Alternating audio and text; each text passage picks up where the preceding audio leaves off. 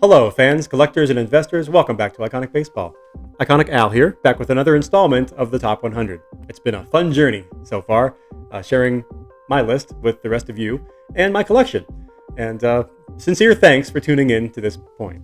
If you're new to the channel, then I'd highly recommend subscribing. Today, we are at number 48 on my list, and this is quite simply one of the most dominating and intimidating pitchers in baseball history. He played his entire career with the St. Louis Cardinals, where he amassed 89.1 WAR.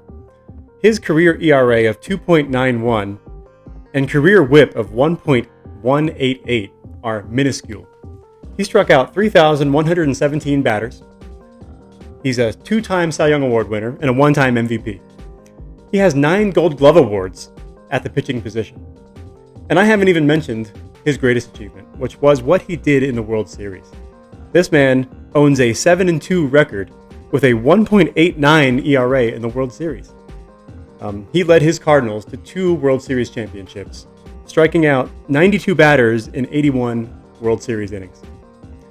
You all know who I'm talking about, of course. It's the great Bob Gibson. Take me out to the ball game. Take me out with the crowd. Buy me some peanuts and cracker jack. I don't care if I never get back. Let me root for the home team. If they don't win, it's a shame. For it's 1, 2, 3 strikes, you're out at the old ball game. He throws in the first innings of the 9th inning. There's his breaking pitch.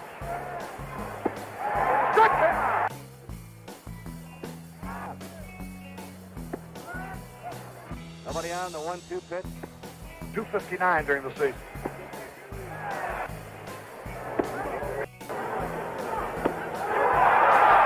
He throws in the first innings of the 9th inning. I grip my slider the same way I would a two-seam fastball.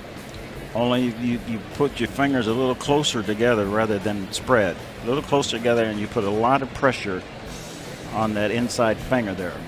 And what I did, it was kind of like if you try to turn a doorknob and open a doorknob. And it was like that. And then when you wanted a bigger one, you would do it kind of, but then you'd break your wrist, and you wear that kind of thing that looked like a helicopter, and if it didn't go down in a way, they'd hit it like 5 miles. The great Bob Gibson, one of the most intimidating pitchers in baseball history, and certainly within the top 10 right-handed starters of all time. 89.1 WAR over the course of his career from 1959 to 1975 with the St. Louis Cardinals. He had a 2.91 ERA and a 1.188 WHIP, which is very elite. His career record was 251 wins, 174 losses.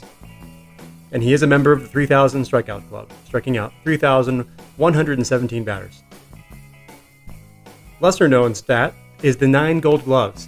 In 1968, he may have had the best season a pitcher has ever had.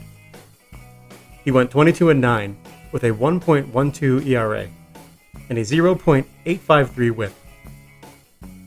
He struck out 268 batters, throwing 28 complete games in his 34 starts. He threw 13 complete game shutouts in that season alone and compiled 11.2 WAR. So that's a season. 1968 for Bob Gibson. His postseason numbers are the cherry on top, going 7-2 with a 1.89 ERA in the World Series. He led his Cardinals to 2 World Series titles, and what else can you say? 2 Cy Young Awards, 1 MVP award, and an easy first ballot Hall of Famer, if there ever was one. The great Bob Gibson. Let's get into some of these Bob Gibson items. First of all, the signed baseball, which is single signed.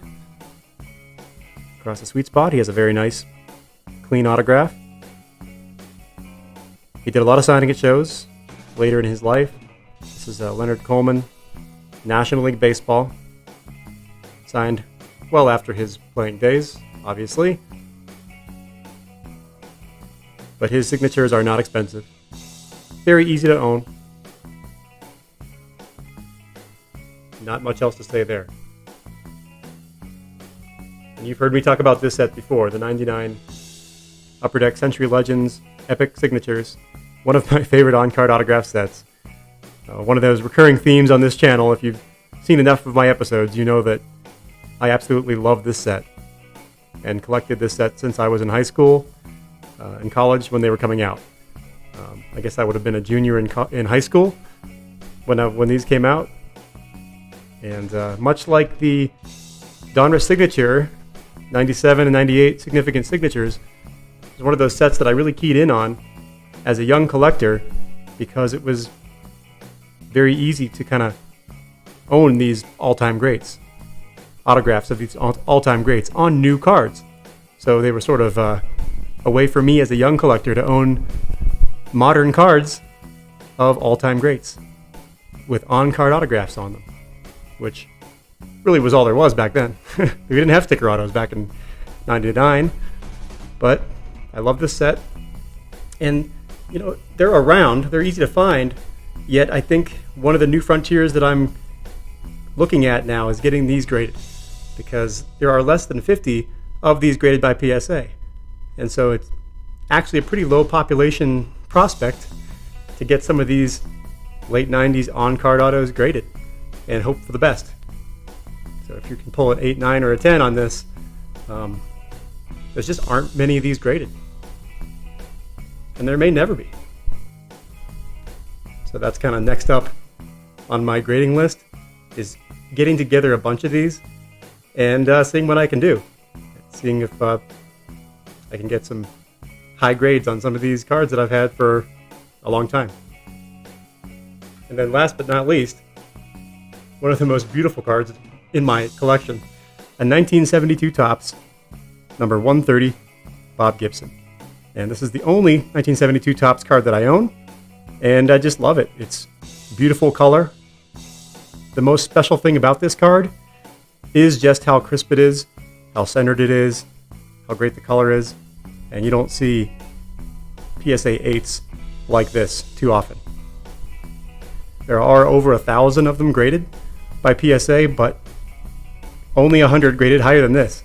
So once you get up to these high grades, in this case an 8, the populations really drop off, and especially to find 8s with this kind of centering, this kind of eye appeal, you don't see them often. And that's from sort of the tail end of Bob Gibson's prime. 1972 would have been probably his last great season. Not that he wasn't good after that, but I think this was his last really dominant season. But just one of those great images of Gibby smiling, which you didn't always see. A lot of times you see him scowling or not looking too happy.